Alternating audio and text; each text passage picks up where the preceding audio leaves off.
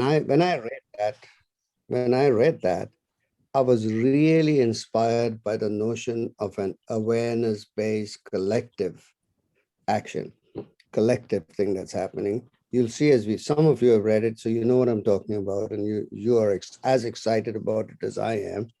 And some of you may not have read it, but I believe that once we go through that, you will get as excited as I am by that whole notion. Okay, so what's going to happen? How is this thing going to happen? This is not a lecture. I'm not going to tell you something I know better than you do. In fact, this is an opportunity for us to converse, to have a conversation, to have an inquiry into something that Otto has put up there. And for those of you who don't know Otto Scharmer of the Presencing Institute is lecturer at MIT, lecturer of economics at MIT, and he is the founder of Theory U, or the Theory of the U, which we won't go into right now, but would be really interesting. If you haven't heard about it, it'd be very interesting to go into. It's a really fabulous theory. And so having said that, let me just jump in. And first of all, let me know, how many of you have had know about Theory U or Otto Scharmer? Can you just raise your hand so I can see how many of you know about? Okay, and those of you who, you'll have to raise your hand electronically if you're not on the video. Right, Aruna, I got it. Anybody else? Right. Okay, and B and Virappa, I got it. Okay, right, Milapa. So, and those of you who are hearing about this for the first time, can you raise your hand or do a thumbs up or something so we can see how many of you? Kushal, and who else? Hearing it for the first time. Yes, Om, and okay. Okay, oh, very good. So we got both subjects. So you don't really need to know about Otto Scharmer. You don't need to know about his work. But I think as we go through this, you might want to get to know him better, like I did when I got introduced to his work, okay? So first of all, let me just start. How are we going to do it? I'm going to have on the screen. So can you have this on the screen, Manoj, the blog? Or should I put the blog from my computer on the screen? Whichever works for you. Yes. So can I share my screen then? Yeah, yes. Yeah. Okay. News. I'll put mine and let's see. Let me know if you have any challenge. Okay. Yeah, I will. Okay, here we are. Okay, great. So can you see the blog, everybody? Yeah. Yes. Yeah. Okay, good. So then let me just look at it. So now the title of the blog is, so what's going to happen is I'm going to read the blog. I'm going to read a paragraph, then open it for discussion, and read another paragraph, open it for discussion, and that's how it'll go. We've got 2 hours, and there are 10 points he's making in those 2 hours. So some of the points we might go through pretty quickly, and some of the points we might take some time inquiring into, and mostly we aren't going to get to the bottom of anything or to any solution. This is just an awareness exercise for us, okay? So, and then I would, just so to get audience participation, I'm going to invite some of you, whoever would like to read it, okay? So anybody who wants to read A New Superpower in the Making, start with that, anybody? Just read it, and then you don't need to raise your hands or anything. So who'd like to begin? Okay, yeah, I can read. Yeah, please. Okay, so I can only see the title right now. Oh, you can't see the picture? Yes, I can see the picture. Okay, just the title, and once you finish reading the title, I'll go down. Okay. A new superpower in the making, awareness-based collective action. Yeah, so just stop there for a moment. So what is he talking about? He's talking about a new what he's calling a new superpower, which is in the making. It's not come out yet. And he's calling it awareness-based collective action. So the action is taken collectively, and the action is taken based on awareness. So let's see what he means by that, okay? Right, now you want to read this 3 weeks ago? Yeah. 3 weeks ago, I posted some reflections on what we are learning from Corona and climate action. Given that past wide circulation, I The wanted to post. share a quick update. Given the post-wide circulation. Yeah, go ahead. Yeah. So the concluding idea of the post to launch an impromptu global infrastructure for learning into our current moment of disruption and letting this moment move us towards civilizational renewal has quickly taken shape. Yeah, let's stop there for a moment. So he's saying that the idea of the post, and it's the idea of why we are having this webinar, is to launch an impromptu. It's not like you sit down and discuss and analyze and then do it. It's an impromptu global infrastructure. So an impromptu global infrastructure for what? For we are leaning into our current moment of disruption and letting this moment move us towards civilizational renewal so that we actually renew our civilization. I've never thought of it that way. I think it's really inspiring to consider that we are at a moment where we can have a renewal of civilization itself, not just ideas, thoughts, countries, but civilization. And then I will skip out the next paragraph. Yeah, let's go from we know that our current civilization is not sustainable. Okay. We know that our current civilization is not sustainable. It's about to hit the wall. In fact, it's already hitting the wall. And that process of collapse will deepen dramatically if we don't change direction. Go on. Okay. We want to be part of a different story of the future. We want to contribute to redirecting where we are heading as a society. I don't know how. Stop there for a moment, okay? Okay. So now, I don't know whether I believe that the people on this call will agree with this, that our current civilization is not sustainable. If you don't fully agree, you might at least 70% agree, is not sustainable. It's about to hit the wall. In fact, it is already hitting the wall, and that process is just going to deepen dramatically if you don't change direction. And here's the other thing. I believe that most of you are here because of this. We want to be part of a different story of the future. We want to contribute to redirecting where we are heading as a society. Okay, can I take another reader now so that someone else, if you don't mind? Yeah, Sure, okay. sure. Yeah, somebody else read from I don't know how. I don't know how. Whether you talk to CEOs and executives in small or big companies, grassroots movement makers, government officials privately, or the heads of departments in large international institutions, everyone knows what we are doing now is not sustainable. Individually, almost everyone wants something different. Yet, collectively, we keep producing the same results manifested in the deepening of the deepening of the three major divides of our time: the ecological divide, the disconnect between self and nature; the social divide, the disconnect between self and other; and the spiritual divide, the disconnect between self and self. Shall I continue? Yeah, yes, please. This is our current moment. The 10 points below sharpen and further develop observations I started to describe in my March blog post. Okay, so let's stop there for a moment, and now let's get some input from people. So anything, any points, any ideas, any thoughts you have about this, please, let's hear it. Or any questions you have.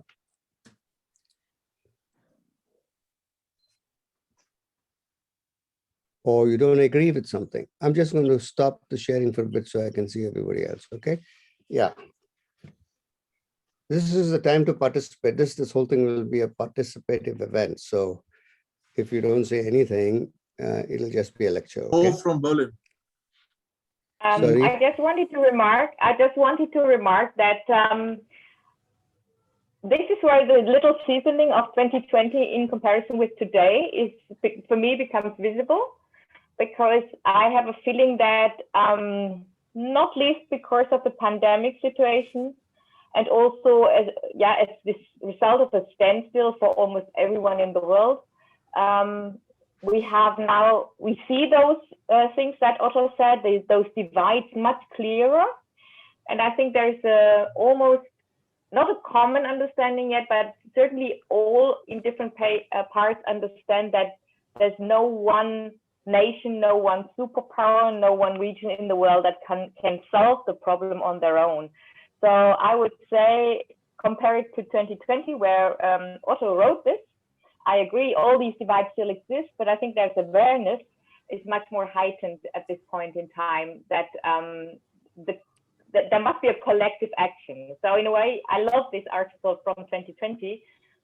I have a feeling that there's even a more positive power now, that people become much more aware that that is a collective action. So this is my feeling. Very true, Bo. Very, very true. Maybe from my perspective, I see two things here. Rajiv, you think you can turn your video on? Okay. Do it. Yeah. Yes. So from my perspective, I see probably two things here, that, at the individual level, there is a greater appreciation of the changes, what we are witnessing, right, is there. But somehow either there is a lack of convergence on those individual actions, that which is not producing the desired results. So probably the call is for a collective action, right, and the scope of change what we are expecting, right, the level of change what we want to bring in. Maybe that the individual level, it may not yield the same results unless until we, marshal all the energies and converge them into a bigger cause and take action. Very good. Thank you. Thank you, Rajiv. Somebody else? Yeah, one of the things that I like that I love this conversation, but what I see that happens is an event will happen. There's this momentary swell of awareness, right? Might last a year, might last 6 months, might last, and then it's like back to business as usual. And that it's going to take a real concentration of us getting together like this to continue to move the awareness collectively forward. And that if we take our focus away from it for just an instant, it's so fleeting, so that this opportunity is an opportunity for us, but that we have to seize it and hold on to it and move with it. It's the way it feels to me. Yeah. That's very good. Great, Joe. Somebody else? Sneha, you can just speak. You don't need to raise your hand. Okay. So it's just Thank you. answering. Yes. Sneha, go So ahead. actually, this is a pandemic situation, and where it's a common thing happening to all the people at the simultaneously, and facing the same concerns and issues. So Yes. the collective awareness needs to be given to each and everyone. Unless and until there is no collective awareness around us, if one or two are handling that situation appropriately and the others are not, that gives a complete impact on the other two persons who are taking those actions. Very So good. that's the reason a collective action needs to be taken, collective Great, based Sneha. actions. Great, Sneha. And remember, what people are saying is their opinion. There's no right or wrong. It's great to hear the different perspectives. Okay. Thank you. Thank you. Is there anybody else? Yeah, I just wanted to. Yes, Hemali. Can I just quickly answer to Joe, because I would say I fully agree what Joe said. It is this split moment that we have for action, but I think one of the biggest learning is that we don't need to then wait until there is this classical and most of us are from the business world, this top-down big plan, but that it makes sense to act instantly, even if you are aware that you're probably doing something very small, but that small is good. It's the acting instantly and doing something. At least that's for me a big learning and a big difference. So that's my hope also, Joe, that I'm sure people will come back to normal and they want to bring back to normal and normal business. But my positive hope is really that there is a new normal at least. And some of us will have this instant. I mean, I'm a very spontaneous person. I always was on the spot doing things, and I was really the odd one out in organized Germany. Believe me. So you have to have a plan, and then you have to have a second plan, and you then did the things. That's the German way of doing things. And I feel almost like I can be much more spontaneous. I can do things in an instant, and I find a community that's willing to do the same thing, and it's not the norm anymore. So that's maybe a German perspective. That's very good, both. It's a very rich point. Actually, if you hang on to when we come to point number 4, when he talks about awareness-based, it'll get richer, okay? And very good, thank you. Just to answer Bo really quickly, I 100% I'm with you. And I read the headline. I don't know anything. I didn't know anything about this. I was on LinkedIn. I read the headline and I'm like, it's 6. I had a friend that had an issue yesterday. I went to sleep at 3 o'clock in the morning. It's 6:30 in the morning in the US. And I was like, I woke up and I'm like, and my eyes open. I was like, I just have to be there. I was like, I'm sorry, it doesn't matter. I have to be there. Fantastic, Joe. Fantastic. Thank you so much. Thank you so much. Okay, and we got to go to Hemali now, who was about to speak, right, Hemali? Yeah, so see, everyone reads awareness in their own way. So when I read this word awareness, what I realize, I'm living in Gujarat, Ahmedabad, India, and there are individuals who are aware, and there is small groups are there who are aware, but the connection, connecting those, that I to we, and that making those we bigger, so connecting one group to another and then making a larger group in such. So because I take awareness in a very so I'll just use my thing. I started using this nature awareness since 15 years back now. A lot of students, I was a teacher, a lot of students now have grown up and they're trying their best to adhere to whatever they have taken war for, but it just stops there. I mean, either I'm not saying they don't have enough courage or enough motivation. They do have it, but then something stops because maybe it's not reasonable sometimes or whatever. Oh, it's difficult. The environment is difficult. It's hard. So I think that it's I've gone to many talks on many different awarenesses. The only one thing, maybe I'm very hopeful that we may find out something, or I may just find out something that how to connect and how to make the ball go on and on. Good point. Good point. Thank you.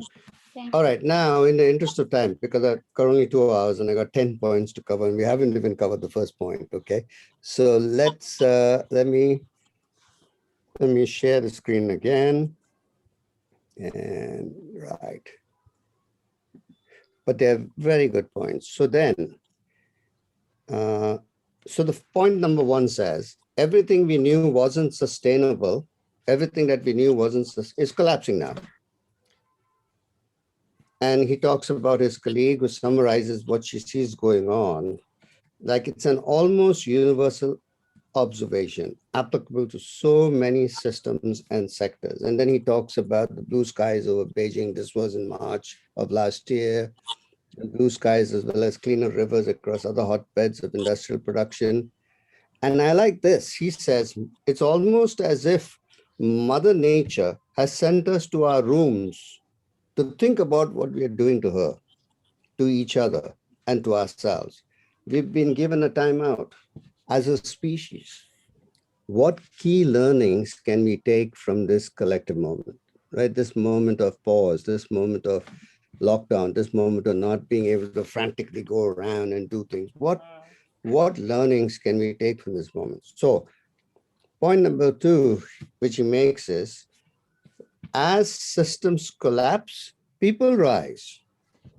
As systems collapse, people rise. People rise to the occasion in an absolutely remarkable manner. Hundreds of thousands, maybe millions of volunteers have shown up in their own countries and communities to help their neighbors and to support the selfless work of frontline healthcare professionals who often, without access to healthcare insurance for themselves, are putting their own lives on the line for the flood of COVID-19 patients needing care. Everyone does what they can, from the opera singer in Milan singing from his window to the retired healthcare professionals returning to work in Madrid, New York City, and other places. The resilience of the human spirit, the activation of immense, profound love and altruistic action, the deep connections humans feel to each other in such a moment of crisis are moving and awe-inspiring. I'm going to go to the next point as well, where he talks about connection. We are one system. COVID-19 has become one of the most effective and impactful teachers of our time. It's providing an advanced lesson on systems thinking with the planet's 7.8 billion people as students. Yes, some of us have already learned these lessons intellectually, but now our bodies have to. We are acutely aware of our global interconnectedness. We are many and we are one. We breathe the same air, we drink the same water, we walk the same earth, we enact the same global web of social, economic, and cultural connections. You thought it didn't matter to us what happens on the other side of the globe. You thought it didn't matter to you if vulnerable people in your community didn't have health insurance that would cover a COVID-19 test. Well, now we know better. Now we know that ignoring our fundamental condition of interconnectedness leads us to design institutions that utterly fail in moments like this. In other words, it's time to rip off the veil of unreality, as Peter Lipman suggested the other day. Okay, so from these 2 points, as systems are collapsing, right? And as systems collapse, people rise. And the whole idea that we're all one system. What are your thoughts on that? Can I speak? Yes, anybody can speak. Thank you, Mayan, my friend who invited me to this discussion. I'm Melba Marginson and I come from Australia. In Australia, COVID-19 was actually able to reveal, the defects of the system. And I'm pretty sure all over the world that happened. Yes. Especially in the aged care system of the country. Whilst we marvel at the heroism of our healthcare workers, we realized that the governments, because we have 3 levels of government, we have the local, the state, and the federal, they have their own share, they share the systems. And we realize that if one part of the system, and in our case, the federal system, doesn't do its job well, okay, the rest is affected. That's why in our case, and I think this is the positive part of the of COVID, because everyone became attuned to listening to the news on a daily basis, and those who actually went further, but and went to the analysis of the journalists, of social scientists, etc., realized the importance of actually analyzing the coordinative, you know, work of the governments, and how, you know, the communities should not just be reliant, you know, on governments. They have to do something. And of course, and we've seen that globally, how the communities came out. But at the same time, the communities learned, okay, about the defects of the current systems. And that is, for me and for us all, that's very empowering. It helped a lot of the grassroots communities to rise up, did something. And at the same time, our governments, particularly the state level governments, did things that they probably didn't realize they could do before. You know, like we have, and I'm pretty sure in India and other parts of the world, for example, in Victoria, where I live, you know, we have this multicultural task force, you know, that really looked at migrants and refugees and how the COVID, you know, affect them, and how they have also become amazing contributors in delivering services, you know, to the people. So there are both positives and negatives, but for me, being an organizer, you know, at the grassroots level, I find that it's very, very positive in terms of empowering Very the good. ordinary people. Very good. Yeah, great. It's highlighting the opportunities, is it not? Great. Yes. Very good. Yes, absolutely. All right. So somebody else, I'll just put the thing up on the screen again so that we can see what we're You talking about. you don't have to put it up again. Actually, one of the things that I notice as Maybell was speaking. Thank you so much for that. Okay, but one of the things, can you guys hear me? Yeah, Yeah. we can. Yes, Bill. Yeah. Okay. Good. So one of the things that I noticed for myself is that we keep, and I this is for me, like one of the things that I became aware of as you spoke, Maybell, is that we talk about governments or companies as if they exist, like if there's a government or there's a company. And what I mean by that is that there's a collection of human beings that are running a company and a collection of human beings that are running a government. And we keep referring to it as if it is this thing. And it's not a collection of human beings.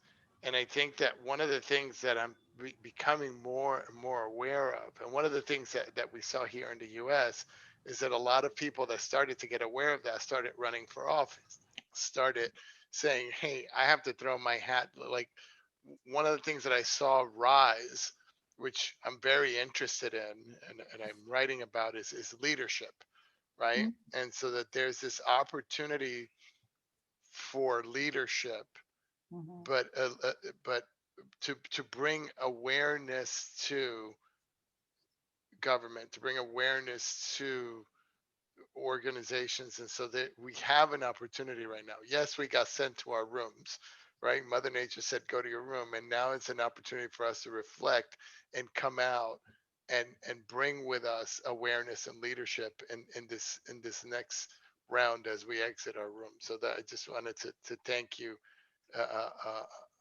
Melba, because that when you spoke, that kind of got present for me.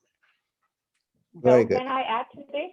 Because in Germany we have Can we, Bo, can Yeah. you hold on a minute? Because I would like to have other people engage as well. Otherwise, we don't get diverse opinions. So one other person, please, on this point number 2 and point number 3, anything for you?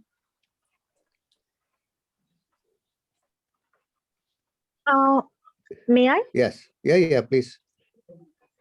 So, in India, what I've been seeing from like some time, especially when I saw people in my family got COVID positive. So now people are less connecting with the system, more connecting with the people. So they are Right. literally reaching out to other people for help. They are not even waiting for the system to come and support. They are like, okay, system has a lot of people. Maybe my neighbor can help me more with this. And Yes, very good. and es- and especially in terms of connection. So when my mother was COVID positive, after she got recovered and all, other people from our society started calling her to, get the comfort. Okay, did you also feel that way? It felt like my mother has become a COVID guru or something. She was literally helping everyone out, like coming out of the fear. And then I felt, okay, Fantastic. one cause can bring all of us together in a one single umbrella. That's very good. Very good. Let me have one more, please. And before I move on to the next point. Your thoughts. Let's have your thoughts. What do you think? And it doesn't have to be the right thought. It should be your thought. Yeah, Prakash here. Yeah, Prakash. So actually, really, this is the opportunity, and there is a real, the soul level that everybody wants to help, and if every human being can help, the whole thing can be changed, and that's a clear message. I'm seeing that. Very good. Very good. Great. Thank you. Bo, why don't you give it a shot now? Say again? You She want to wrote in the speak? chat. Oh, you wrote She in the shared chat. in the chat. Okay. I wrote it in the chat. No worries. Okay. It's just that everybody doesn't read the chat. So if you want to very simply say it now, go ahead. No, I was just saying that in Germany we have a debate going on that we should introduce a new form of legal entity in business where it's more a social entity and you're Yes, not yes. for profit. And so Very I think true. this is one of the results where it really goes into a concrete action already. Very good. Very That good. there should be an alternative. And it's been debated even by very conservative, usually very sort of profit-oriented politicians. So it's an interesting debate going on.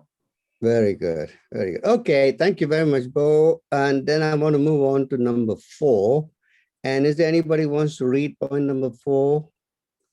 So we can get some audience participation here. I To can. do it if it's Yeah, in, go but ahead. I'm happy to not do it. You want me to read?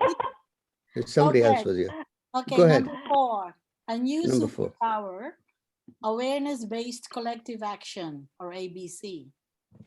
Since the collapse of the Berlin Wall in 1989, we have been debating who is the world's current or next superpower.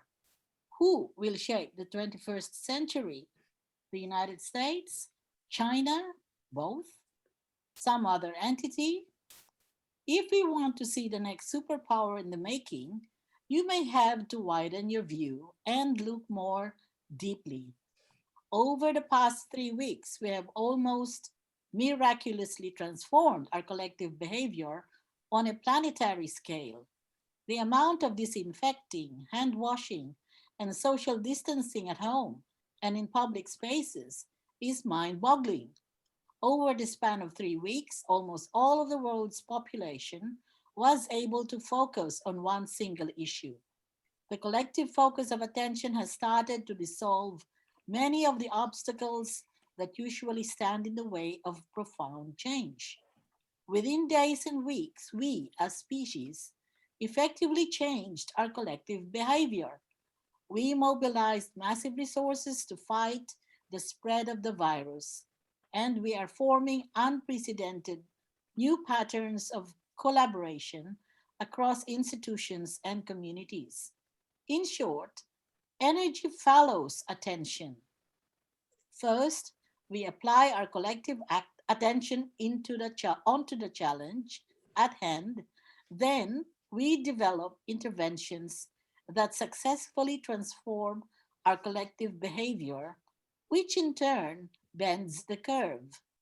In a nutshell, the moment we focus our global attention on one single issue, there is nothing we can't do. Thank you.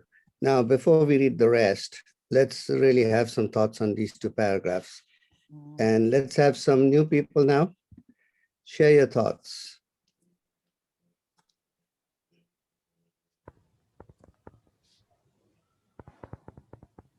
So who's the next superpower, right?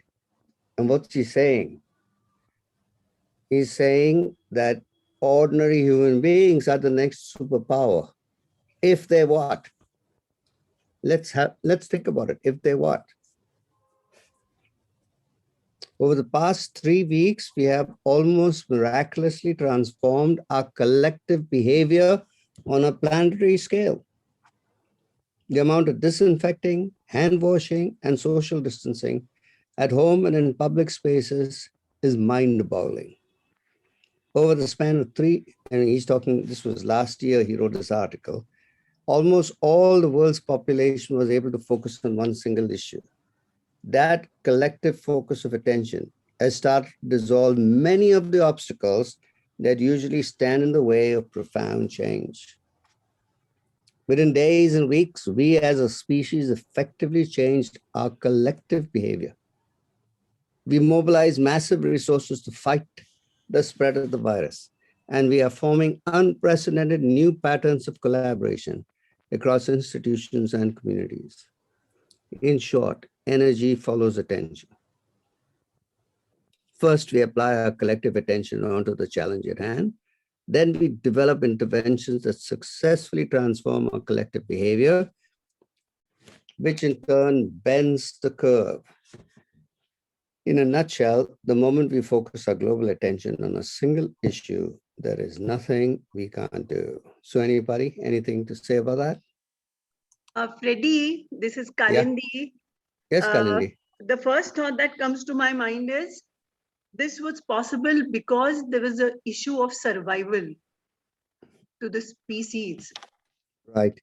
And and because it's the issue of survival, you will see this immense action on collaboration without, even somebody calling and then going. It's all instinctive. So I think that's one thing which we can learn is in crisis.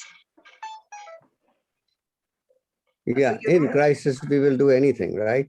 And the superpower is not the crisis, because you're going to need to create a crisis to make something happen otherwise. There's something we can learn. Kalindi, you can turn your video on. Yeah. Fergie, yeah. The problem is sustainability. How, communities due to COVID have learned to work together. Problem is, once things start to settle down a bit, how many of these people are going to grab that opportunity? Well, the thing is that I get a different message from this, Melba, okay? I don't get the same old message. The message I get is some things have changed and they aren't going back. Not everything, but some things have changed and they're never going to go back. Let's see what he says further. He says we can flatten the curve because we are able to bend the beam of collective action back on our own behavior. Attention back on our own behavior and how it affects the well-being of the rest of humanity. So we are able to bend the beam of collective attention back onto our own behavior. So we can start looking at our own behavior and how it affects the well-being of the rest of humanity. To bend the curve means to transform the rules that usually govern our collective behavior. We don't wash our hands for 20 seconds before COVID. We didn't do that. We may have washed for 10 seconds or not at all. We didn't keep that social distancing. We didn't have any of that awareness, which is the difference between, so to bend the curve means to transform the rules that usually govern our collective behavior, which is the difference between natural science and social sciences. In natural science, the law of physics remains the same. If you focus your attention on bending a spoon, the spoon remains the same. In social sciences, however, we have the power to bend the curve. We can change the invariances that govern our behavior by focusing our attention and awareness on them. In that case, metaphorically speaking, we can bend the spoon. And that is precisely what we are currently doing collectively in fighting the virus. Now, an earlier contributor said, is because of our life is in danger. But there's something for us to learn, even when our life is not in danger. We are bending the curve. How? By bending the beam of collective attention back on ourselves through the realization that our behavior, example, social distancing, contributes to the flattening of the curve, to the well-being of all. That, in my view, is a new superpower in the making, the rise of a new pattern of collective action that operates from an awareness of the whole, awareness-based collective action. He's calling it ABC. So it's a pattern, and as Kalindi, I think, said earlier, it's a pattern of action that is familiar to most of us. For example, when we face disruptive challenges in our families or communities, what do? We come together, we hold each other, we jointly pay attention to what is happening. And then once we see together, everyone simply does what needs to be done. A funeral is a good example. Somebody died, everybody gathered together. Everybody doesn't sit down and have a general meeting to decide who should fix the coffin, who should fix the plot, who should do all that. People just go off and do whatever they're doing, but their actions are being shaped by what they saw, the collective view. We jointly pay attention to what is happening. And then once we see together, everyone simply does what needs to be done, often without central coordination, without formal governance, spontaneously, coordinated by seeing together, by a shared awareness of the whole. And that's the magic. We often see this kind of response in local communities. We see it less often on a national level and scale, and we rarely ever see it on a global level, but occasionally we do, such as in the case of the Paris Climate Accord. The spoon starts to bend when we shift our mode of action from one way of operating to another, from ecosystem to ecosystem, from, for those of you who don't understand the term, from me to we, from ecosystem to ecosystem awareness. Okay, so now let's hear what you have to say, guys. I found this the most inspiring part of his old blog.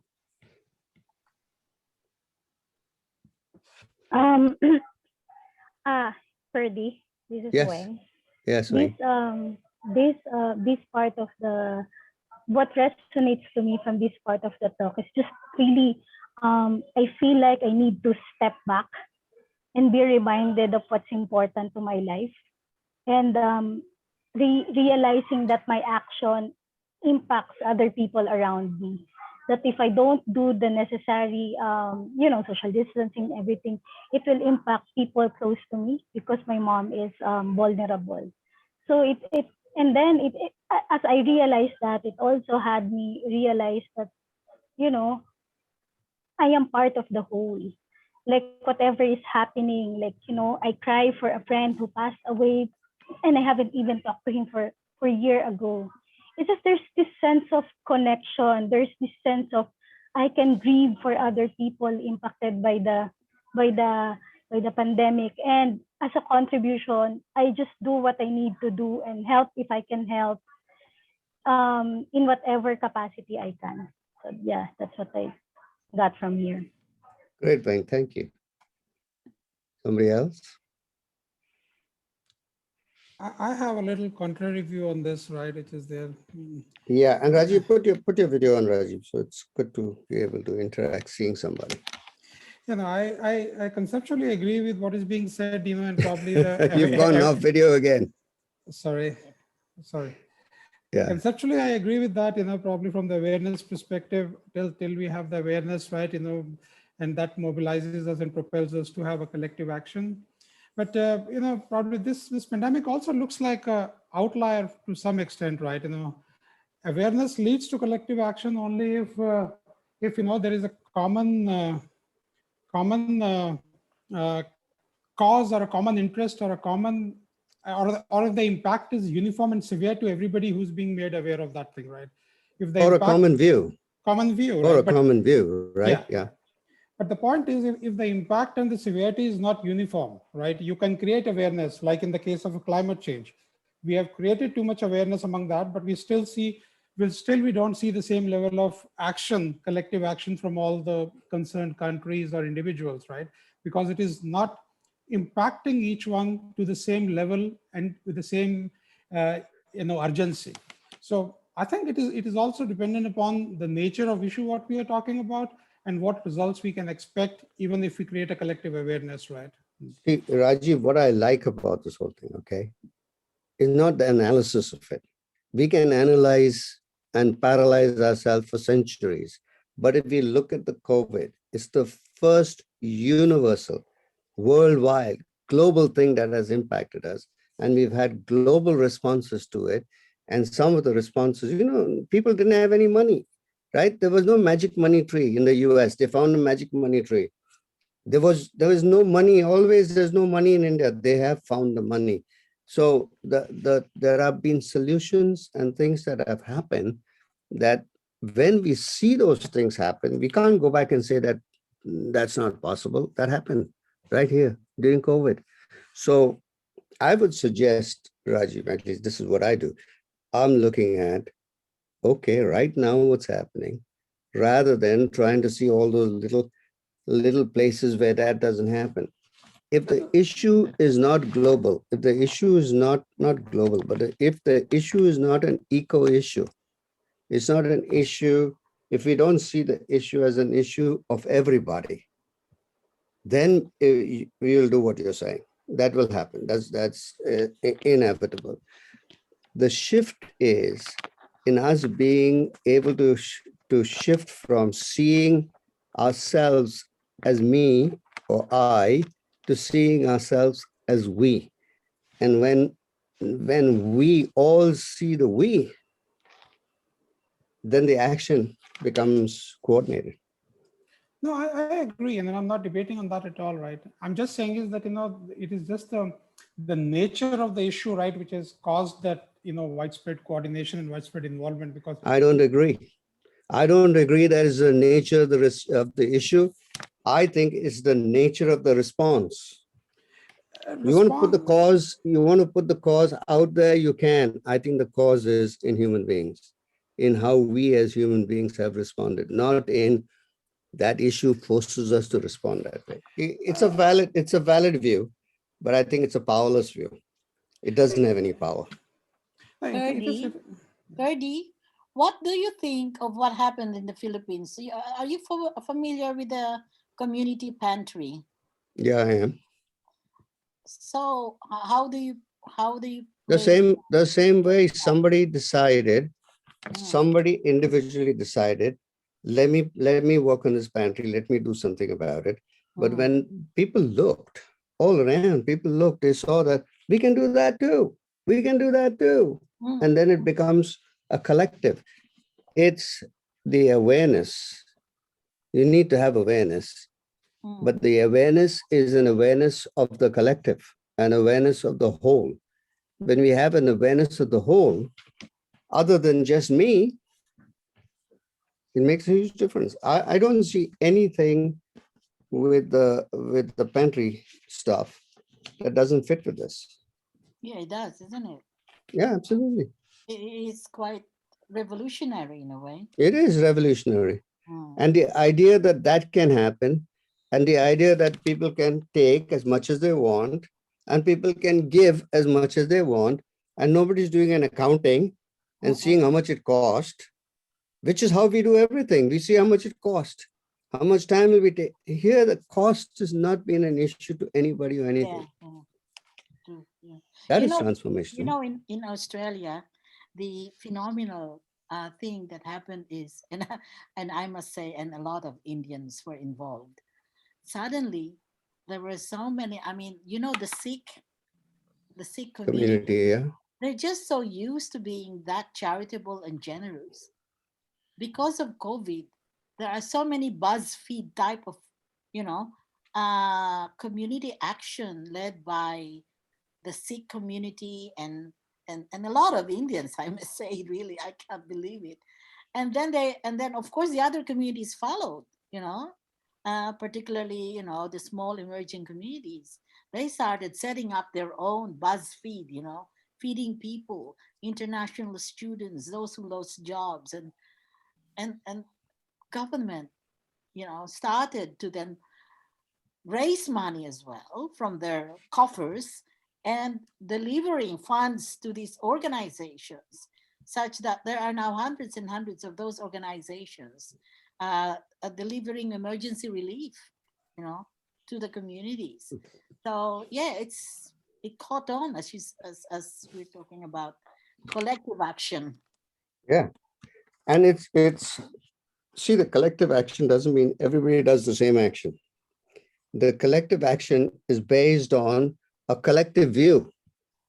So you have the same view, and then you say, I can do X. Somebody else says, I can do Y. Somebody else I can do Z. So they're doing different things, but they're all being inside the umbrella of the collective view. And I think that's what's needed now, is that we keep having conversations like this to keep bringing forth a collective view. Yes. That as we bring forth a collective view, then I can say, well, this is the part that I can do. I'm Yes. part of 2030 or Bust, which is they're committed to ending climate change. They say that climate change is a crisis of consciousness, not a crisis of the planet.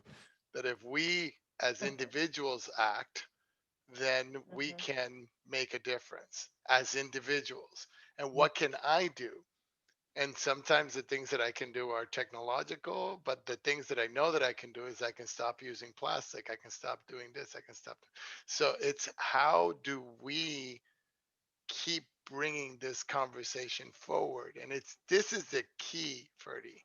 And I really love that you put this conversation together, because Yes. this is the key, is that It we is. connect like this. Yes. And then we keep bringing it to because that's the only way we can have awareness, is that we keep bringing it forth and looking at it and examining it and then saying, what can I do? Fabulous. Can I add to this, Joe? Because Yeah, I think go, one of I go put ahead. it already in the chat, that what I find is we have at this time in events like this, we bring things together, and then we become often aware that something we think is new to us, it's not new to others. Like as you've debated, there are other communities who share, and sharing is for them normal. I come from a Western society where sharing is not normal. It's money against services. So I think one of the real things we have to learn is to appreciate that and not go into this sort of which is the better or something. I mean, everything that can add. If it's new to me and someone else can help me, and we had this debate. This is why I love to be with the Indians, because I love not only because the time is right. It's at the middle of the day. I don't have to go up in the morning like Joe. But it's also this different culture, and it brings it together. And I think we need to be careful that we also appreciate that some people have been trying very long time to bring these ideas. I was just reminded of activity-based costing when you debated about costing, like in business. I mean, for 25 years, or probably even 30 years, this activity-based costing was an idea to bring more diversity and to costing, and rather than, and so there was a lot of people who thought about a different way of costing things. So now, once we come here now, maybe 30 years later, they say, hey, we've been trying to put this in your head all the time, and now you're coming with the same idea. So, and I think this happens all the time, and we have to be aware that we appreciate that, and we don't belittle it or make our ideas too big. So it's to keep it a little bit as a joy for all. You know, if we just realize it, or we've been campaigning for it for 30 years, as long as we become aware all together, I think that's what counts. Very good. Oh, thank you. I am going to move on. And if you look on the screen, you can see a picture of there are three divides over there. This is a picture that's familiar in Theory U, but it's also talks about the layers in the structure. So I'll just read what it says below. Figure 1 summarizes these ideas from a systems thinking point of view. Flattening the curve requires us to address the COVID-19 situation, not only by reacting at level 1, that's right up there on the top, by building ICUs, locking down social and economic activity, but also on the deeper levels by redesigning broken policies and programs for testing, tracing, isolating, and social distancing. That's the second level. And by reframing the underlying ways of seeing the world from separation to interconnection. See, this is a basic notion. We see ourselves as separate from others. We may be part of our family, but inside the family, we also see ourselves as separate entities. But when you actually reframe the underlying way of seeing the world from separation to interconnection, and then finally, by regenerating the deeper sources from which we operate, by moving from an ecosystem focus or awareness that revolves around our own well-being to an ecosystem awareness that revolves around the well-being of all beings, level 4. So what is the emerging next superpower? It is the capacity to bend the beam of our attention back onto ourselves, both individually and collectively, to become aware of the rules that govern our collective behavior, and to bend and transform these rules as the circumstances demand. No other species on Earth can do this. This is what makes us human. Okay, any thoughts on that?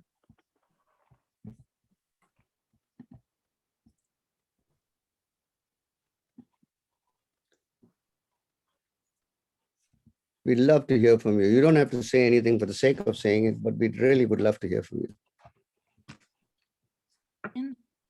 Ferdy, can you put back the text in the center? It actually moved to the left. The text in the center? Yeah, it's not in the center. Oh. It's fine with me. It's okay. It's fine with This one, right? This text? Yeah. Oh, there it is. Yeah, got it. Yeah. Yeah, who was that was speaking just now? Melba. Melba, okay. All right, now let's have some other champions, not just a few people speaking. Let's have one more person who voices something. May I speak? You definitely may. I'm Aloysius from Manila. Yeah, the Aloysius. experience of COVID-19 made us or gave us the opportunity to introspect, to think deeply about who we are, what we are, our purpose for living. And in that way, we became more sensitive of not just our role, but also our relationship with others. As in my case, as I do Zen meditation, and I did go through COVID-19 positive with a mild, non-symptomatic case. Therefore, I just had isolation. I just had home quarantine. It gave me the assurance, although not quite, that I have an immunity built in. So it seems that it's good to get infected mildly, then you get immune. And you also can share your plasma. But I also, of course, must take the vaccine, and I did. And more importantly, being confined in isolation, it was like a spiritual retreat. I became more aware, became more prayerful, and each breath became more significant, that it's a gift. My present moment becomes a gift. Each breath, each moment is a gift. We can only stay here and now. And that experience makes me aware that yes, it's precious to be alive. It's an opportunity to be a human being and humane to fellow men, to the plants, to the animals, because it gave me also the opportunity to take care of plants and pets. So it seems like an opportunity. It's a God-given gift. That, hey, clean up and redirect your attention to self and others. And there was a statement to the effect that with the lockdown, the air became cleaner and so much benefits. There were less vehicle on the road and therefore less pollution. And we became more concerned with direct sources of food, farm to table, which is also good. So many things good happened because of COVID-19. And I think it's a gift. Yeah. And of course, we need to get through it.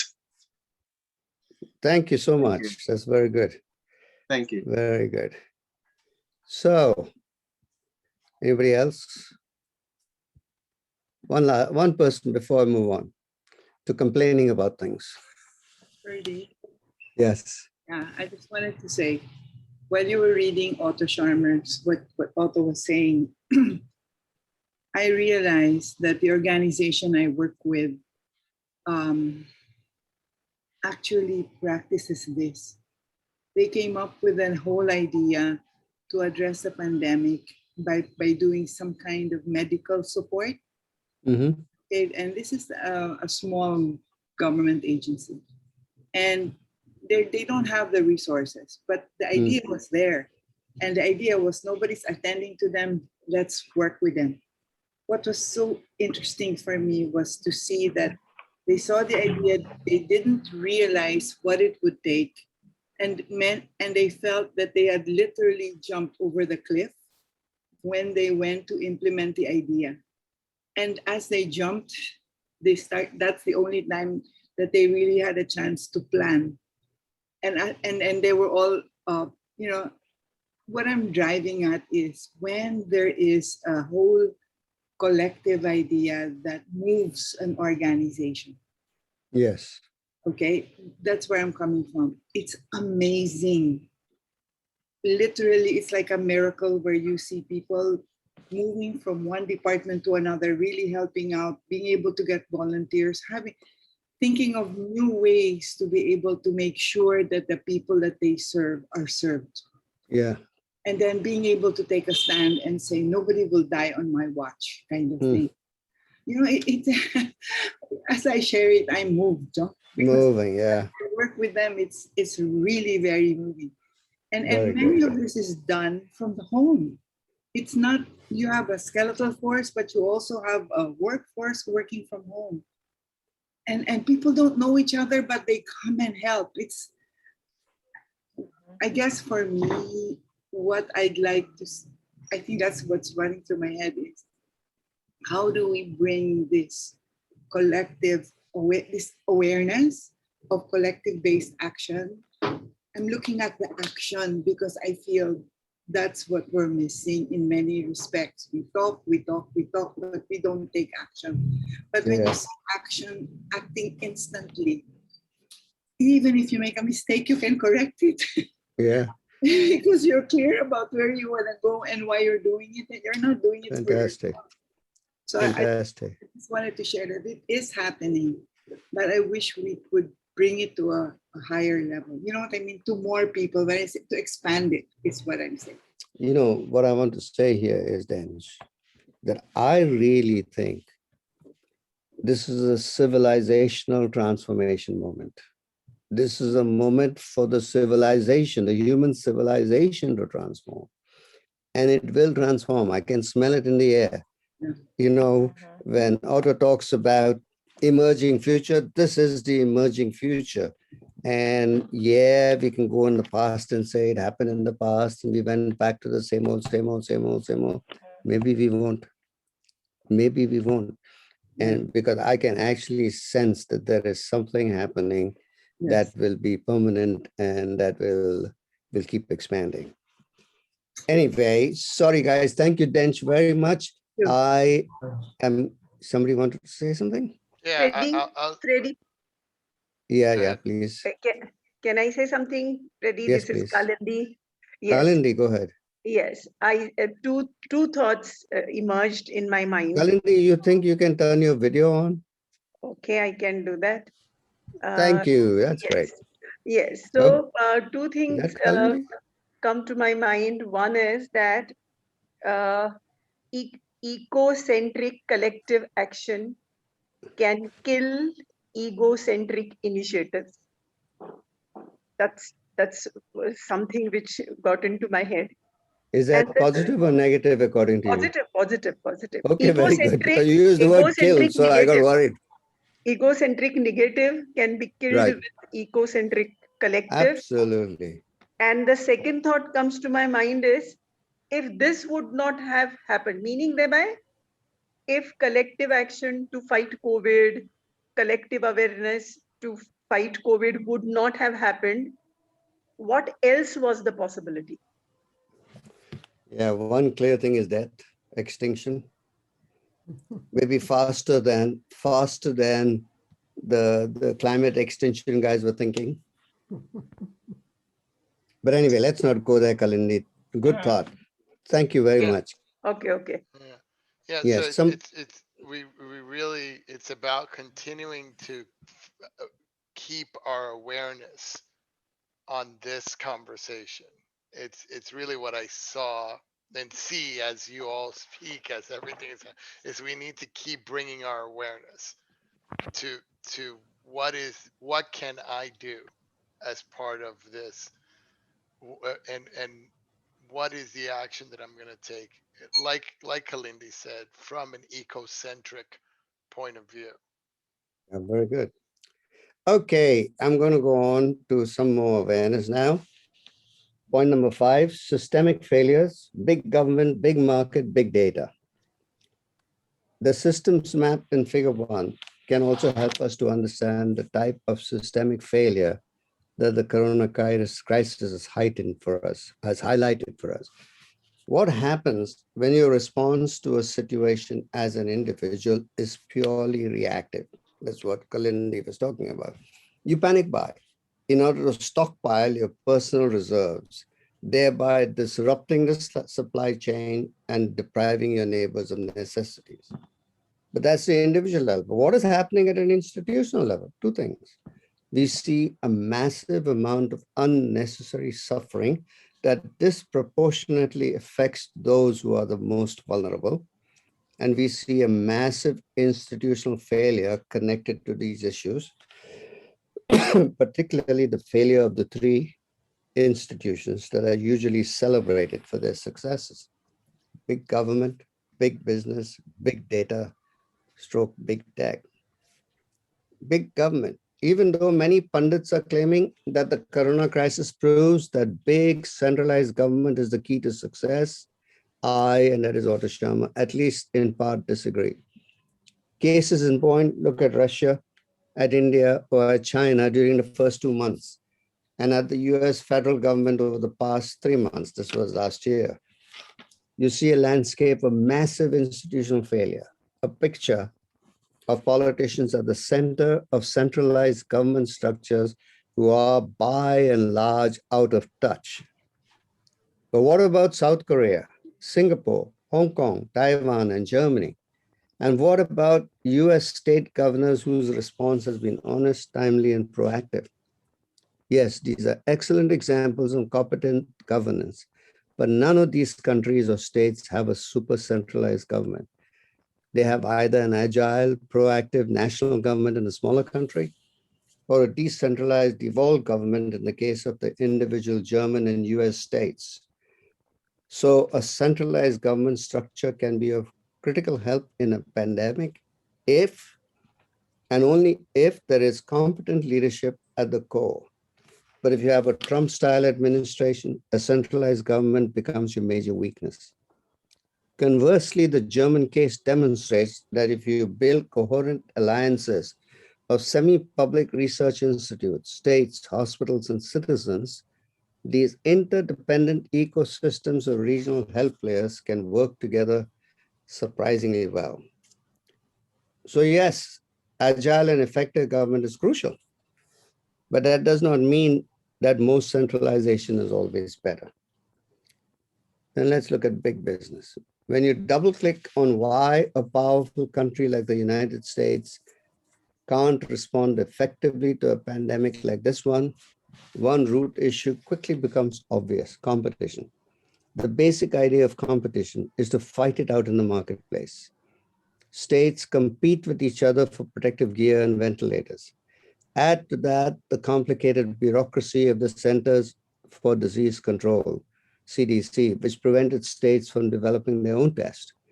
The national stockpile of ventilators falls short because the medium-sized provider that was contracted to mass produce simple and inexpensive ventilators many years back was acquired by a giant medical equipment company, not interested in producing these devices because doing so would eat into the company's other revenue streams.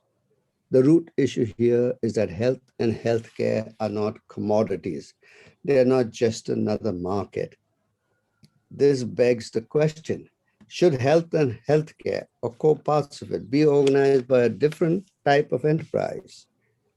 That's what Bo is talking about. One that is driven by a social mission instead of profit. So that's the business, big business. Then he talks about big data. For years, Silicon Valley titans like Mark Zuckerberg have presented themselves as saviors, superheroes who could solve global problems more effectively than any government or other institution. Okay, now that we have a real problem in hand, where is the Silicon Valley response? The silence and lack of imagination from Silicon Valley since the world was locked down is growing louder every day. Yes, we do use some of their technologies, such as the wonderful services of Zoom, to organize and connect. But it's people in education, people in business, people in government, people in civil society that make those technologies work. Yet we also know from East Asia that big data can be a big part of the solution.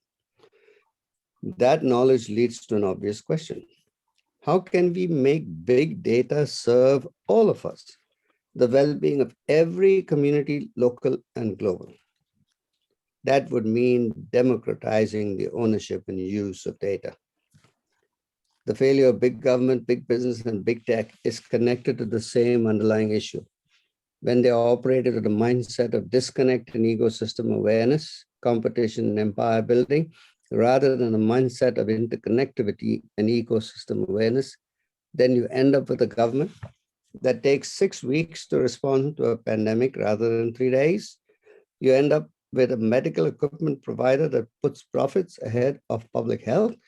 You end up with big data companies that put profits and power and the power to manipulate collective behavior ahead of empowering societies and citizens to democratize the use of their own data. 3 forms of institutional failure, 1 root cause. Okay, that was a big paragraph. So any thoughts on that? Big government, big business, big data, the whole business of competition, empire building.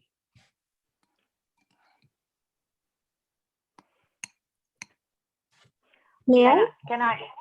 Yes, please. Sonali, go ahead.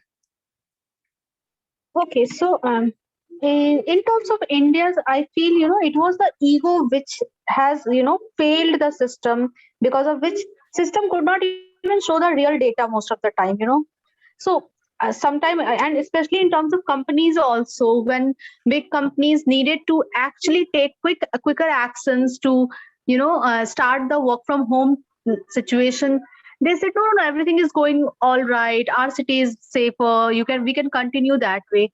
We didn't think of the much bigger situation. And especially when when the first wave came, so I still can think that, okay, nobody was prepared. But during the second wave also, nobody was prepared. The system, I think, just ignored the situation. The way people were dying, I think earlier people were saying, okay, it is happening to the people who already having health issues, they are having complications. But in recent few months, I have seen younger people, even my friend, one of my friends also could not survive due to COVID. So if we would have better facilities, if we would have at least tried in, like, in terms of government and system, things could have survived well. Like, we could have survived this system, but it was the ego. We were not ready to accept. We were trying to, hide the data from the world. And for what world? Everybody is going away. So it is very bad, I guess. Okay, very good, Sonali. Thank you. Somebody May I else? add to that? Yes, you do. You can, sorry. Thank you. Elijah. Hi. Two things came to my mind, and it's been mentioned there in our readings. Cybernetics, systems management concept, and progressive utilization theory of P.R. Sarkar, or the acronym for which is PROUD, Progressive Utilization Theory. Sarkar conceived of a ceiling for both minimum and maximum wage, meaning to say there should be a scale for which anyone can have a salary beyond a certain, and then the usefulness of your job should be for collective welfare. Like it was mentioned there, some people, like those in entertainment industry and others, are getting huge amount of wages, and that makes them so very rich. So that's one. And then of course this idea of think locally, act locally. Globally. Think locally, act globally. There's also the Samaj movement of PROUD, meaning to say each and every unit, cultural, economic unit, in every region of the world may have commonalities, maybe language, cultural tradition, whatever, that might unite them. Also ecological conditions, whatever, economic potentials, whatever, then they become a like communal system, a samaj. Samaj, I think Sanskrit for society. Yes. And then, of course, cybernetics, the science of control, communication, and command of animals, machine, and man, that everything is measurable. There can be gauges. What's the amount of carbon? What's the amount of oxygen in any part of the world? There can be measuring devices, and therefore we can make decisions as to which infusion for whatever interventions may be considered to improve on agricultural production and all of that. Then what is amazing about this current situation is the online purchases. It's now farm to table. The middleman may have no longer that major role. They add up to the profit margin. But now if we buy direct from the producers, that's a big difference. So it's so revolutionary what's going on. Thank you. You're wonderful. Thank you very much. Let's just move on to point number 6, right? Stopping. When you face disruption, you need to wake up. When you face disruption, you need to stop downloading the patterns of the past and wake up. According to The Guardian and the South China Morning Post, the first COVID-19 case on record in China was identified on November 17, 2019. Even though 266 people were infected in 2019, it took the Chinese government until January 21st, 2020, to acknowledge the human-to-human transmission of the virus. Precious time was lost. Roughly 3 days after that January announcement, the governments of Singapore, Taiwan, Hong Kong, and South Korea responded with their own task force guided plan of action, including screening, testing, tracing, and isolating. In the United States, even though it had the same information and the same quality of experts on board, it took the government 6 additional weeks to even begin responding. Again, precious time wasted. The impact of that delay, and now this is what he's talking about last year, right? Look at the death toll in the US, 15,000 and rising. This is already 5 times the death toll of 9/11. This was last year, a year ago, arguably the most devastating event on US soil in recent memory. How can we learn to be fully awake in the face of something unprecedented? How can we shorten the wake-up phase from 6 weeks to 3 days, from 3 days to the very moment of seeing to now? The key to shortening the response time is to stop downloading.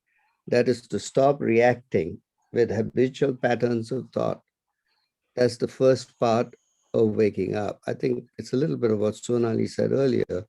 You know, we're going to the past, look at the past responses, and this will all pass away and it'll go off, it'll muddle through. We need to wake up. So that's the first thing, you need to wake up. The second thing is 7. When waking up, we have a choice. The second part of waking up deals with what's next. When you stop downloading, you realize that you actually have a choice in how you respond to any situation. You can respond by turning away or by moving toward. Turning away means closing your mind, heart, and will. In other words, acting from ignorance, hate, and fear. Turning towards means opening your heart, mind, heart, and will, acting from curiosity, compassion, and courage. These are the choices we face at any moment. Do we turn away and close down, or do we turn toward and open up, activating deeper levels of our humanity?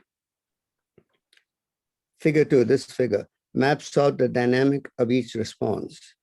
The gray one is a turning away, the gold one is turning towards. Being human means operating between these two social fields. He calls these fields absencing and presencing. The field of absencing, in which we enact a cycle of disconnect, disembodied presence, and self-destruction, and the field of presencing, in which we enact the cycle of deepened connection, embodied presence, and co-creation, which enables something new to come into being through us. The human experience in this century is shaped by 2 contradictory forces that we experience in all our communities. On the one hand, we see walls going up and borders closing down. On the other hand, we see what my colleague Becky Buell calls the dissolving of boundaries, such as in the solidarity economy, blending what's mine and yours, in cross-organization collaboration, sharing staff, or in the case of cross-border, cross-sector collaboration, government, private sector, military, civil society, all on the same page. Says Becky. I think this is an interesting hint of what is to come. So I think that makes sense. Do you want to say something about it, or should we move on to the next point? I want to say something for this. Please, go ahead. Yeah, so I'm Mayan Mendoza from Manila, and a group of friends, there's Weng Bustanera here and Aljor Pereira somewhere here, and also Clyde Sabangan. When the community pantry in Manila first got out sometime middle of April, we were curious, like, how come in a few days' time, the so-called community pantry, who was started by someone we don't even know, got suddenly viral, and it was like the talk of the town. So sometime after 2 weeks or 3 weeks, we just decided to go make a documentary. You know, we're also experimenting on the equipment of Aljor, and we went to interview the millennial. She's 26 years old, who started it all. No, she at the time she was self-employed. She's a businesswoman, an entrepreneur, and the business wasn't, going well because of the pandemic. But she was also very much aware in her college days. Like she was very her social awareness was very open, and and she was part of that movement, student movement, about issues that affected them when she was a student, and that allowed her to be in touch with poor people. So she said that if my situation is like this, and I'm middle class, I have some means and agency to at least earn for what I need. How about those who don't have it? No. So she told me that she was tired of complaining. She got tired of complaining, and she got tired of inaction, knowing that hunger was all over, Manila and the whole country, especially those affected by the lockdowns and the quarantine and loss of jobs. And she just put up the cart. She started with $100 worth of food from her own pocket, and she didn't even know if it will succeed. So, and through the social media, somehow it spread, and many took it on. The story is now, history. I mean, it's still evolving. Why I'm sharing this is, she went beyond her own personal circumstance, her own difficulty, and also beyond her own views and prejudices, her own complaints about the government's not working, the whole system's not working, no one's helping the poor. And she went right into, what can I do to make a difference? And she did it. And the way she did it is, there's no like choosing of who to help and who to ally with. It's just an open community pantry, and her slogan posted on the tree was, get what you need and share what you can. So people in the community began to give whatever they can, even poor people. A tricycle driver who goes out of his home without certainty of food for his family would get something from the pantry, and at the end of the day, he would buy a dozen eggs and put it back in the pantry so that it will move.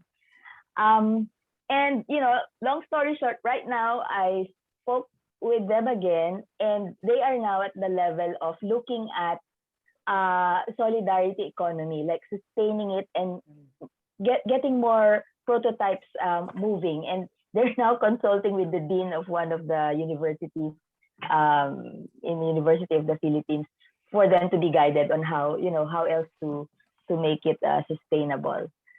So Ferdy, I think that's what I can contribute That is to wonderful. this point. Very good. Thank you very much.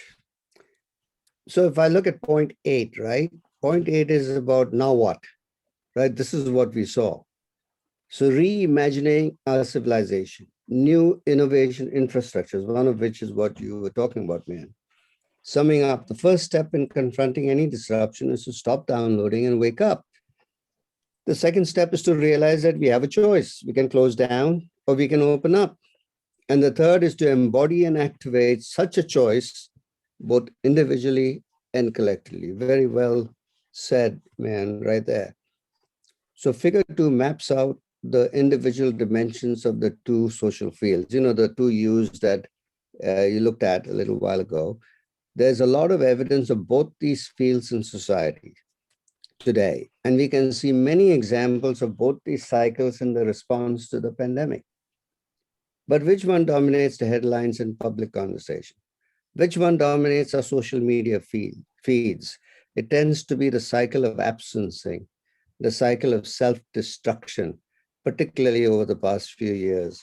We have seen an enormous uptick in these dynamics globally. Why is that so?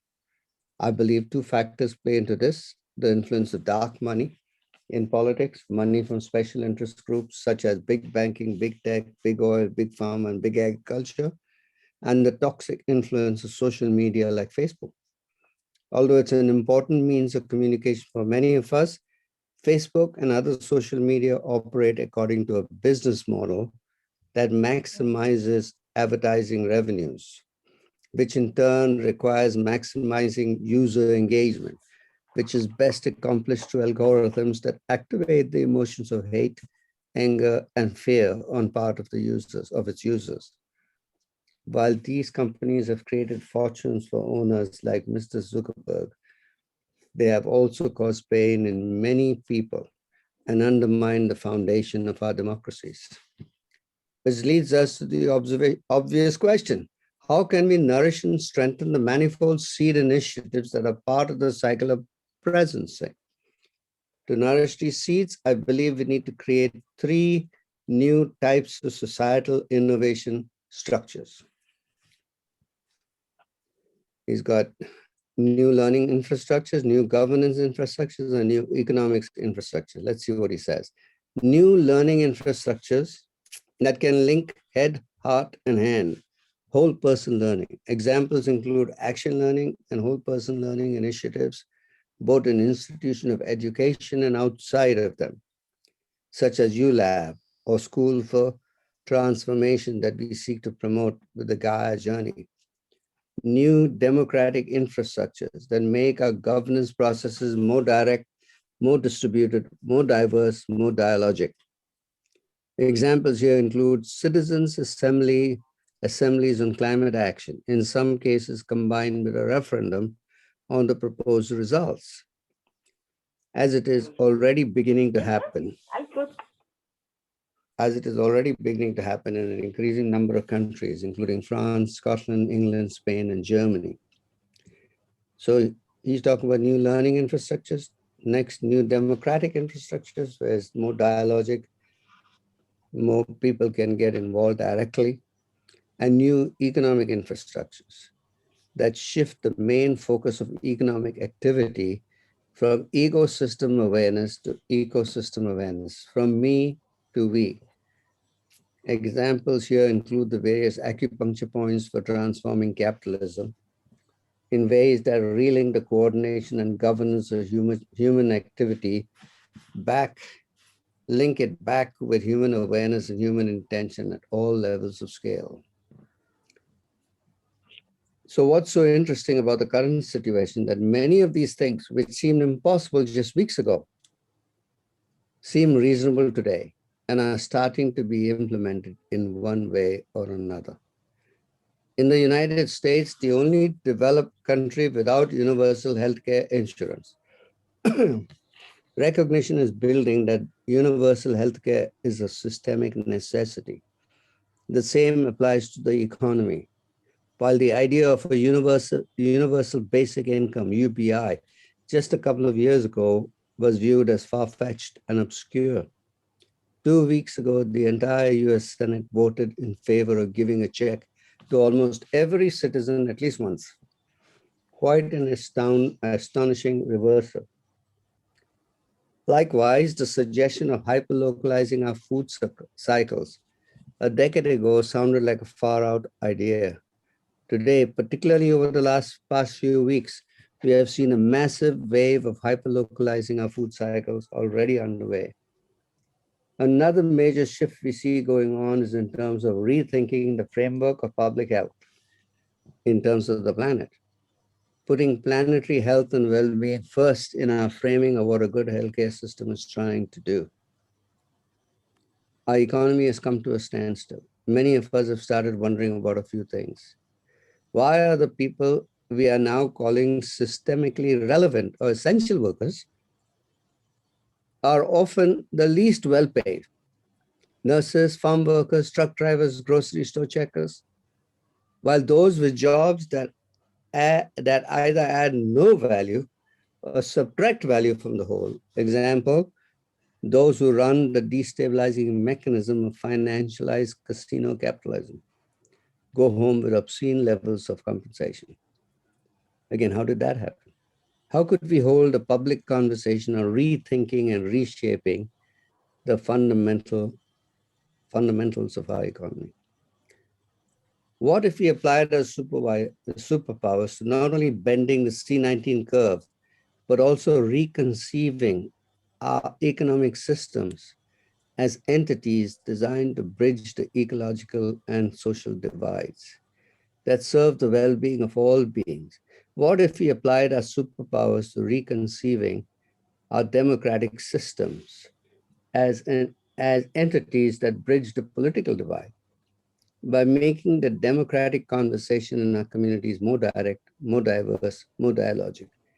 What if we applied our superpowers to, to reconceiving learning as an activity that bridges the spiritual divide and that separates us from our sources of creativity and the best future potential?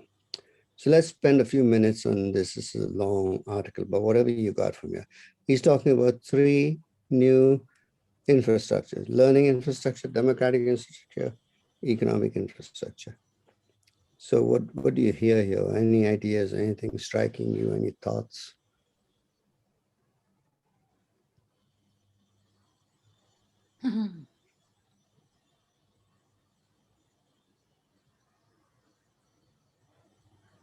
You know, I'm always full of thoughts, Ferdy, but I want to wait to see if somebody else can. No, it's all right, Joe. Okay. Please. Well, one of the things that I began to see even for myself. So I teach business, how to run your business, right? Basically, I'm a business advisor, business coach. And at the beginning of COVID, I usually work with companies that are higher up on the food chain and have money to pay us. And at the beginning of COVID, I decided that I would do some free things for smaller companies. And I've actually restructured my whole business to help the companies that need the most help. And what I see is possible is that we can still make money, still make a living, and help the people that need to be helped and make a difference. And so as we restructure our uh, our learning infrastructure, the focus has to be on the human being, not anything else. As I teach people how to sell, I talk to them about, well, there's a human being over there. You're never selling to a company. You're selling to a human being that works in a company. You're never buying from a company. You're buying from a human being that works in a company. So let's focus on the human being. And when he talks about the essential workers, these are the people that kept us fed, that kept us alive, that kept us, and that we don't validate that and give it that we have to rethink everything, right? And really put our focus on the human being rather than the bottom line or the or capital or all that stuff. Yes, you can do that and make money. Yeah. You can do that and share. You can do that and support others. So that's what I hear from what you're saying, is that as we continue in this conversation and we bring our awareness to that, we can figure out how to be profitable and be conscious and be aware and bring that same level to all 3 of those organisms. Yeah, very good. Very good. That's the opportunity of this pandemic, 100%. 100%. So let's look at it because of the time. There's only 15 minutes left, so I'm going to go quickly to this last 2 points. He's talking about co-creative ecosystem, upgrading our operating systems. One way of illustrating systems change is with the analogy of a smartphone. Every smartphone user knows that in order for the device to function well, once in a while, you need to upgrade your operating system. Figure 4 shows how the operating systems of society have evolved over time. Each sector has followed the same trajectory, from input-centric to output-centric, from there to user-centric, and from there to ecosystem-centric. The last column depicts the evolution of governance, that is the evolution of the coordination mechanism that we use to steer the system. So governance is really, how do you manage things? How do you steer things? So if you look at this, I'll just read the notes and then we'll go up there. So figure 4 illustrates 3 main issues. One is you cannot solve 4.0 challenges. That's there, right there at the bottom, with responses that are rooted in operating systems 2.0 and 3.0. But that, of course, is precisely what happens in most systems, most of the time.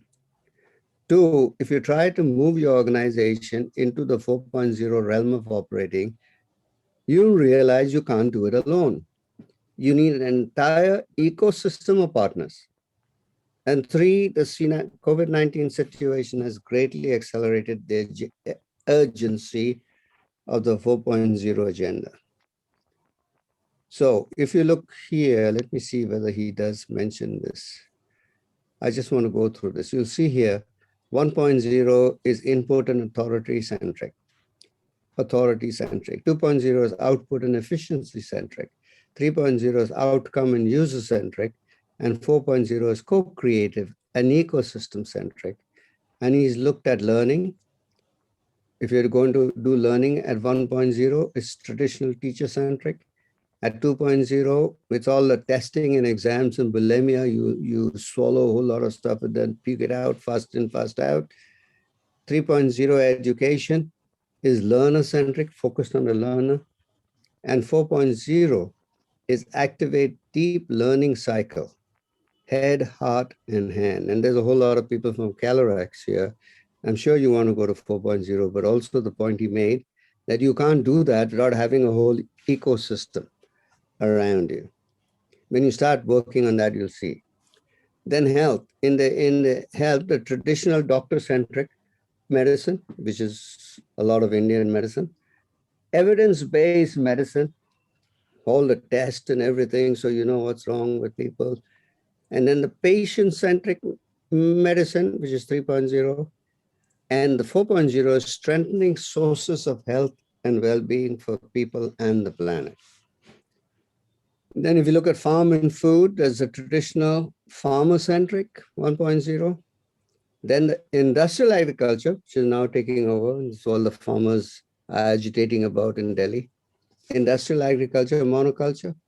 Then the organic, which is very heavy in the West, Europe and all that. Organic agriculture, reduce negative footprint. And then regenerative agriculture, foods as medium for the healing planet and for people.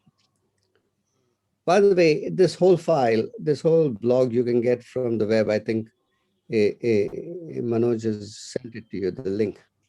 Yeah, Then corporates. Manoj posted it in the chat. So yeah, I got it from there. Right. So corporate sustainability has been PR, all about PR at 1.0, alleviating projects. Then at 2.0, corporate practices, efficiency. At 3.0, business innovation. At 4.0, purpose or mission-driven enterprise. Having a purpose of mission, not just giving money 3%, but really having a whole enterprise. That's purpose of mission-driven. Then finance, there's a traditional banker-centric finance. Then there's extractive capital, where you put money in so you can take it out. And this extractive capital is externality blind. Then at 3.0, you start doing impact investing. That is externality aware. You're aware of it, so you don't put money into oil or coal. So you're aware of it. And then there is the finance, which is regenerative blended finance, which the money actually transforms the system. And then if you look at governance, there's a very visible hand hierarchy, 1.0. Second is invisible hand, the market. You allow the market to determine things. And 3.0 is organized interest group, which is lobbying, which is there a lot in the US and some other in the UK. And 4.0 is ABC, awareness-based collective action for governance. So these are the 4 stages. And you have to upgrade your operating system. If you're at 1.0, try to go to 3.0 if you can. 4.0 will be even better like that. So I'm not going to go through all this because I've explained this, but you can read it. So the key to transforming our civilization, I believe, lies in our capacity to plant and cultivate these fields for co-creative action that arises from shared awareness. it's these seeds that will activate the dormant superpower of an emerging movement. Once these generative social fields begin to grow, they will develop organically on their own. And if luck is on our side, they will function as a landing strip for additional concrete possibilities that are seeking to emerge. Okay, so I want to do this last paragraph. And point number 10, because I really have only 9 minutes. What can we do now? Seeding the superpower in the making. The most important leverage point for profound change lies in seeding and cultivating these fields of deepened connection with each other, with nature, and with ourselves. The emerging superpower of this century is linked to our capacity to bend the beam of observation back onto ourselves.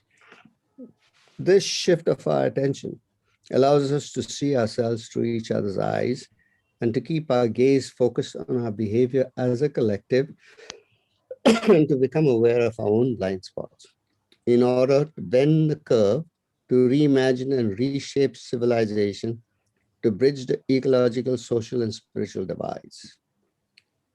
Okay? And there are all these links. So if you download this, you can check some of these things out. But we've got only 8 minutes or 9 minutes, I think. So anything for you to wrap up. I'm going to stop the sharing of the file. Just one quick thing for me is just gratitude for this conversation and for and a request for our next action, right? So Okay. those are the two things for me. Okay. We might reach out to you to get together to work out the next actions, to anybody else here. Yeah.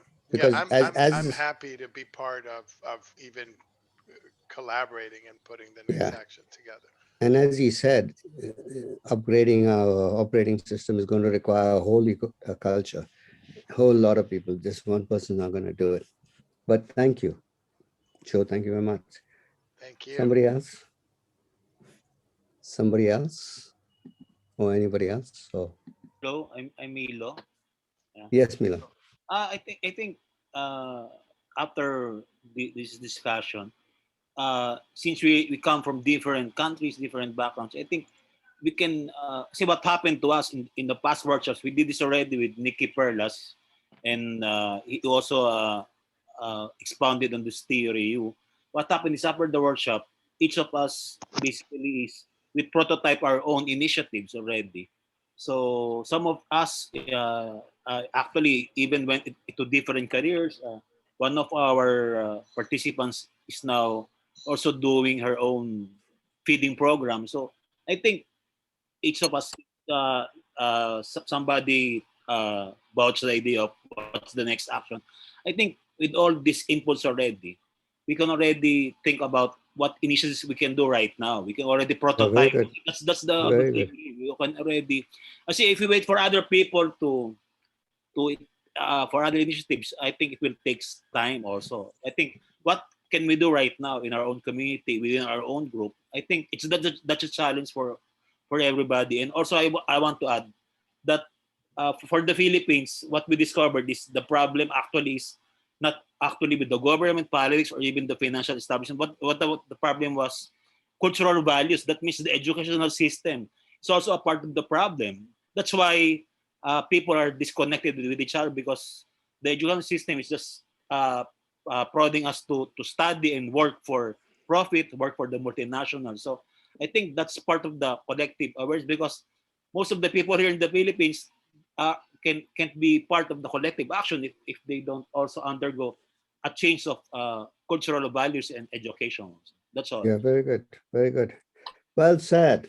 Well said. That's the ABC action.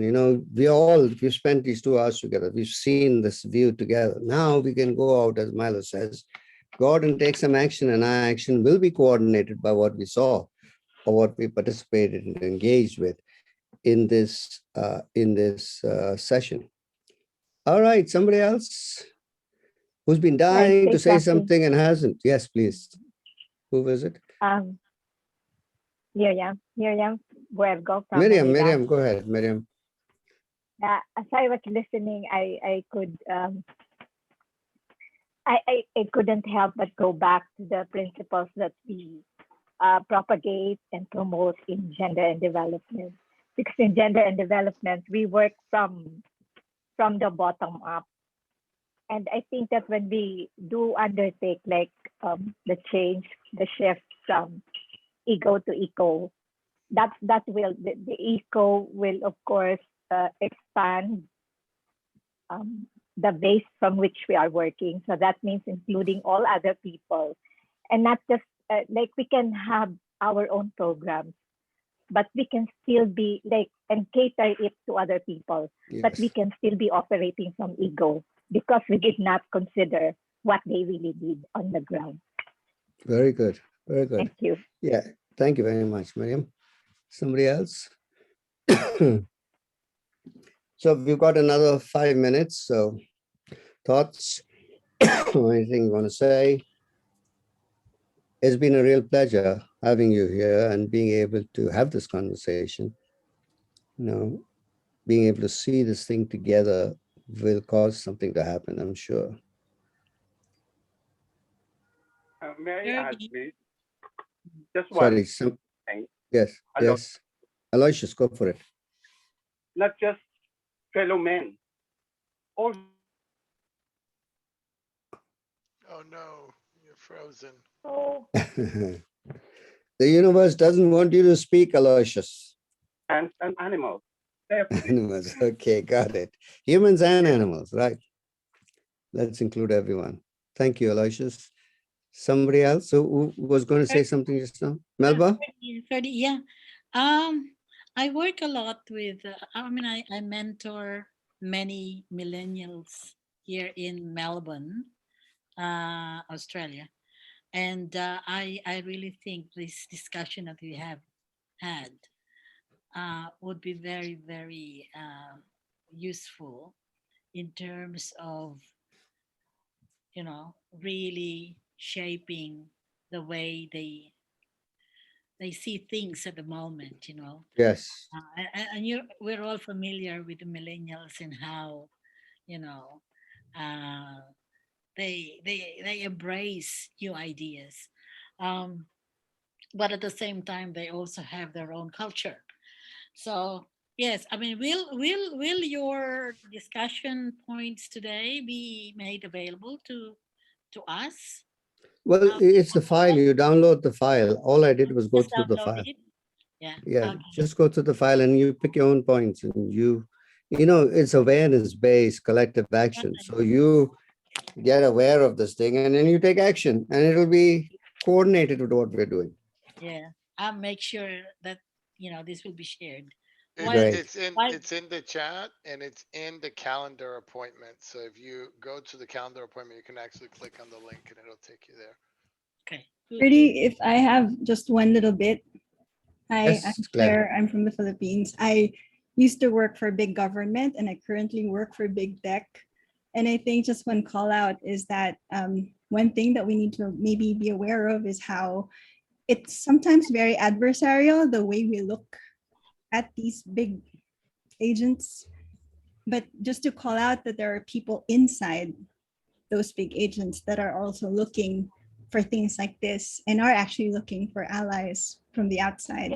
So Yes. that's something that I would like to surface because I do get that a lot. It's very adversarial. And as someone who works in big tech, I get that a lot more than I hope I could. And I think that's one thing that we should be aware of.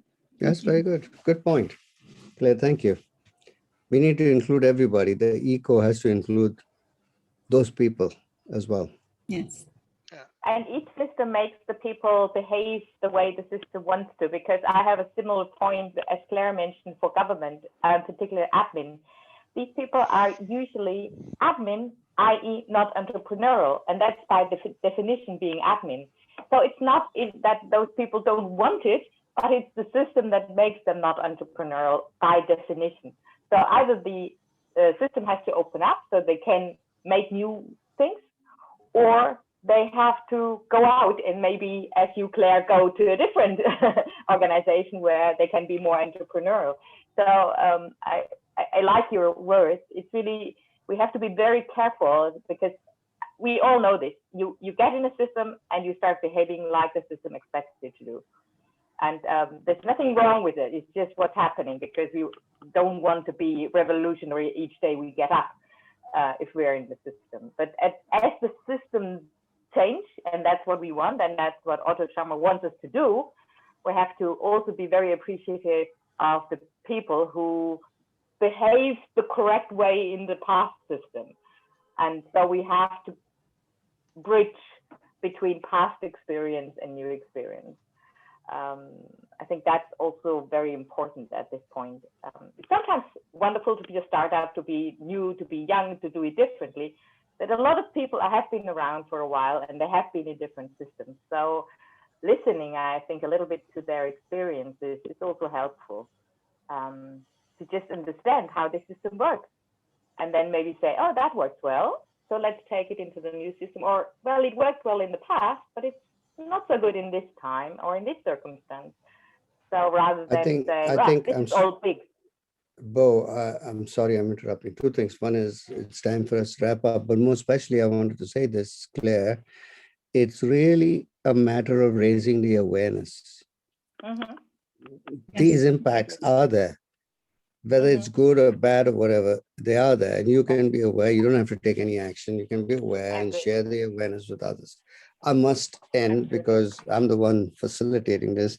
It's time to end. I want to thank you very, very much on behalf of my colleagues and myself on this wonderful, wonderful opportunity to interact and work with you. And please stay in communication. Let us know anything. I think, if you need any assistance, you want to share something, let us know that.